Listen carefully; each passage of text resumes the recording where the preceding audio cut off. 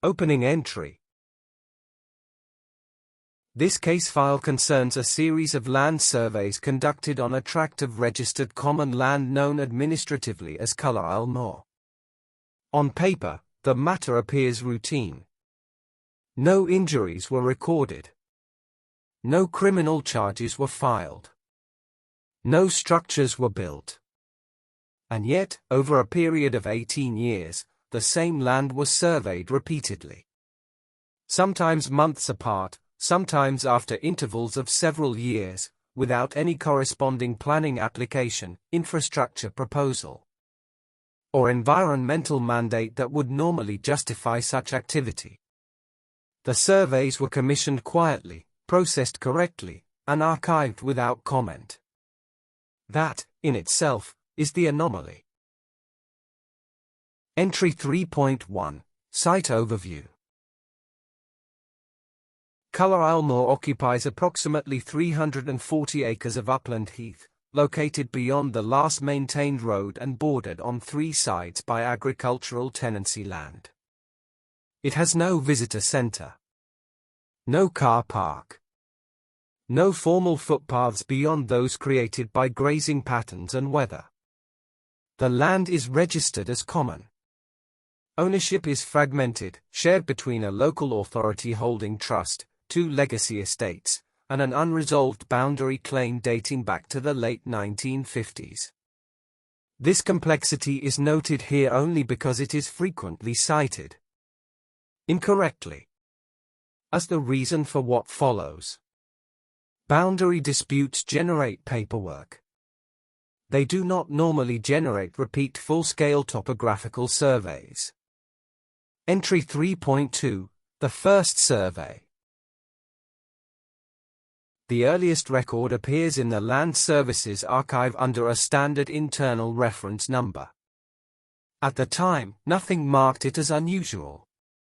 The commissioning department listed was Regional Planning Liaison. The stated purpose, baseline environmental assessment. This was plausible. Routine, even. The survey was conducted over 3 days in early autumn. Weather conditions were logged as stable. No access issues were recorded. The resulting documents included a full topographical map, soil composition samples, vegetation density charts, and subsurface radar sweeps to a shallow depth. The inclusion of subsurface scanning is unusual for a baseline assessment but not unheard of. It was approved, costed, and signed off. No further action followed. No development request was submitted. No environmental mitigation plan was drafted. The file was closed. Entry 3.3, the second survey. 14 months later, a second survey was commissioned. This time, the request originated from Infrastructure Review, not Planning Liaison. The stated purpose differed slightly: verification of previous environmental data. This justification is weaker. Verification surveys usually occur shortly after initial data collection, not more than a year later, particularly when no changes to land use have occurred. Nevertheless, the request was approved. The scope of the second survey matched the first almost exactly, with one addition: extended subsurface analysis, increasing depth penetration by approximately 30%. The contractor queried this addition via internal correspondence. The response they received was brief and unsigned. Proceed as specified. Depth variance authorized. No reference number was provided for the authorization. The contractor complied.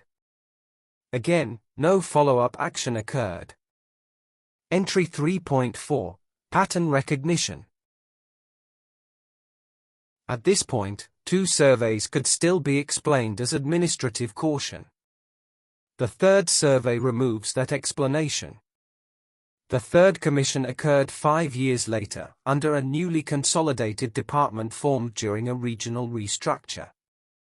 The department name is not relevant. What matters is this. The justification field on the request form was left blank. Not marked not applicable. Not deferred. Simply blank. Despite this, the survey progressed through approval, budgeting, and contractor assignment without being returned for clarification. That is not consistent with standard process. The survey itself expanded in scope once more, including magnetic anomaly detection, historical land use cross-referencing, and aerial elevation modeling at higher resolution than required. By now, the cost exceeded what would typically be allocated to undeveloped common land. No objections were raised.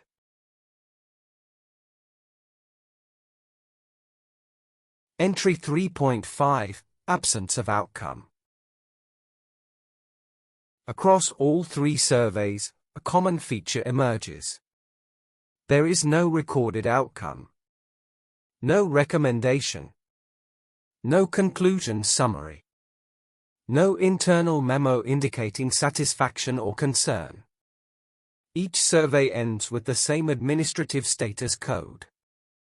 Data received. No action required. This code is normally used when survey results confirm the absence of notable features. However, the raw data itself, particularly from the later surveys, contains multiple flagged readings that would ordinarily trigger review. These flags were neither resolved nor escalated. They were simply archived. Entry 3.6 – The Fourth Commission. The fourth survey was commissioned without reference to the previous three. It appears in the system as if it were the first. A new reference number. A new internal file. A clean administrative slate.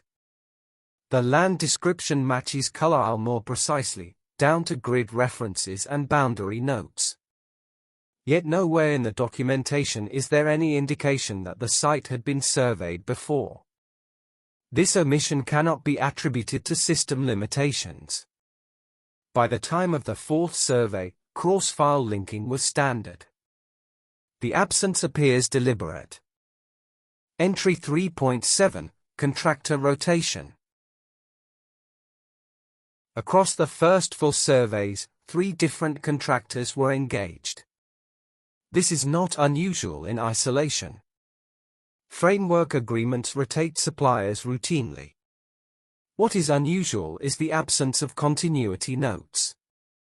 Normally, when a site is surveyed multiple times, incoming contractors are provided with prior data, known complications, and historical context. For Colourisle Moor, no such briefing material was issued. Each contractor approached the site as if no prior work had been conducted. The redundancy was neither questioned nor commented on. Entry 3.8 – Field notes, extracted. During a later digitization exercise, several retained field notebooks were scanned and appended to internal records. These notebooks were never formally reviewed. The entries are sparse. Mostly logistical. However, certain phrases recur across different contractors, separated by years. Ground response inconsistent with charted depth. Signal degradation localized, not systemic. Second pass required to confirm variance. Each note is followed by confirmation that the second pass produced the same result. No explanation is offered. No escalation follows. Entry 03.8a – Peripheral reports. During the period covered by the early surveys, several local media items reference Colourisle Moor in passing. These appear in regional press archives rather than official records. The reports are inconsistent in detail but similar in framing. Sightings are described as large, dark-furred animals, bigger than a dog, moving low and silent across open ground. In most cases, the articles are accompanied by photographs. The images are uniformly indistinct. Subjects appear partially obscured by distance, vegetation, or motion blur. Scale cannot be reliably established. No defining features are visible. Editorial captions typically note that the images are unclear or inconclusive. The photographs are not referenced again. Official responses, where issued, follow a standard pattern. Misidentification. Poor light. Known wildlife seen at distance. None of the survey documentation references these reports or associated images. No internal correspondence links press activity to fieldwork. The two record sets coexist without acknowledgement.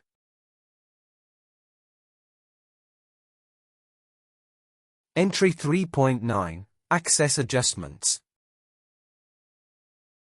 By the fifth survey, minor access amendments begin to appear.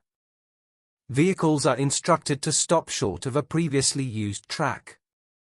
Equipment is carried the remaining distance on foot. Temporary markers are removed at the end of each day rather than left in place. Field teams are advised not to leave reflective material on site overnight. These adjustments are framed as environmental sensitivity measures. They are plausible. What is not documented is why they were introduced at this point rather than during earlier surveys. No complaint precedes the change. The instructions simply appear. Entry 3.10 Data Suppression Markers. Beginning with the sixth survey, a subtle change occurs in the handling of raw data. Certain datasets are flagged with an internal visibility restriction normally reserved for commercially sensitive or security-adjacent sites. Colourisle Moor qualifies for none of these categories. The restriction does not redact content. It merely prevents automatic cross-referencing. Continuity can still exist, but only if actively sought. No record indicates that it ever was. Entry 3.11 The Incomplete Survey. The ninth survey is the first to be left formally open. Fieldwork completes. Invoices are raised and paid. Contractor sign-off is recorded. But the final administrative step, case closure, never occurs. The file remains pending for 11 months. Eventually, the status changes automatically. Not to closed, but to superseded. Entry 3.12 Supersession without replacement. Under standard procedure, a superseded file must reference the file that replaces it. In this instance, the replacement reference field is empty. There is no successor case. The survey is neither complete nor cancelled. It simply ceases to exist as an active object. Entry 3.13 Internal correspondence, partial. Only one internal email references Colourisle Moor directly.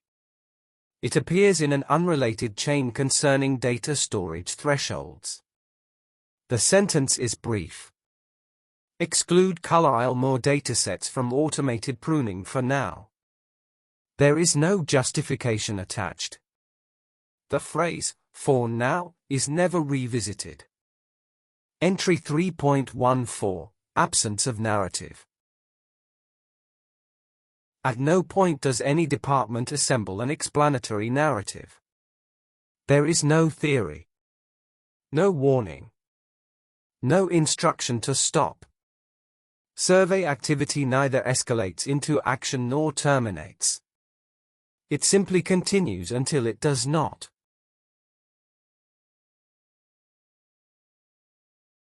Entry 3.15 Equipment deviation.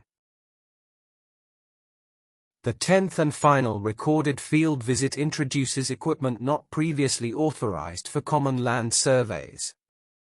A portable gravimetric unit is added to the manifest 2 days before deployment. No revised justification is filed.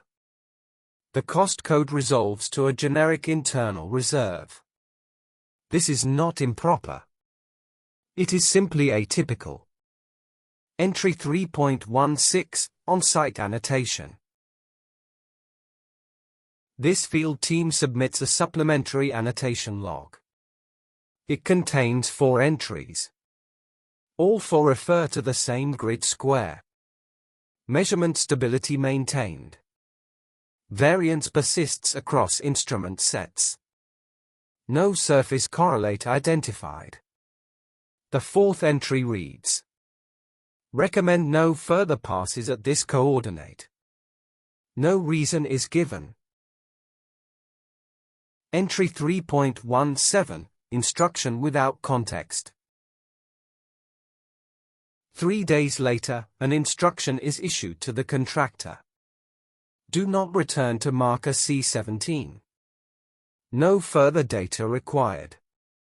The instruction prohibits future work at a single coordinate. Nothing else.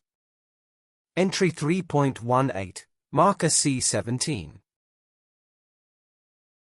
Marker C17 appears in 6 previous surveys. It was never distinguished.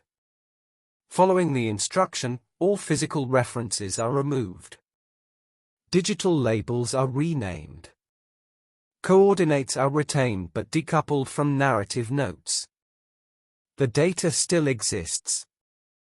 It is simply no longer pointed at. Entry 3.19, the final survey that wasn't. A further survey request is drafted 12 months later. It is never submitted. No rejection is recorded.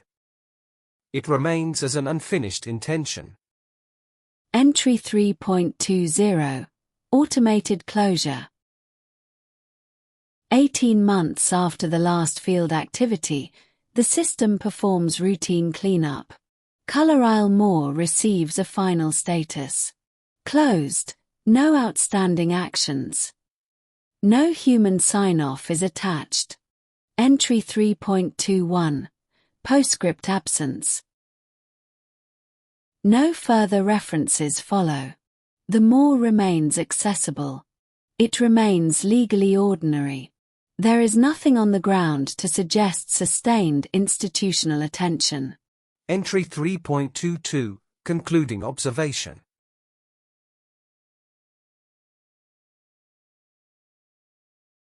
Colourisle Moor was not declared unsafe. It was not protected. It was not developed.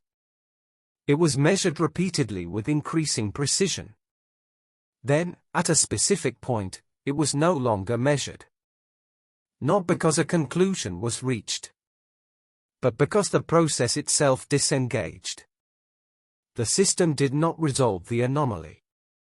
It simply stepped around it. End of Casefile 03. File status: closed. Handling: no further action required.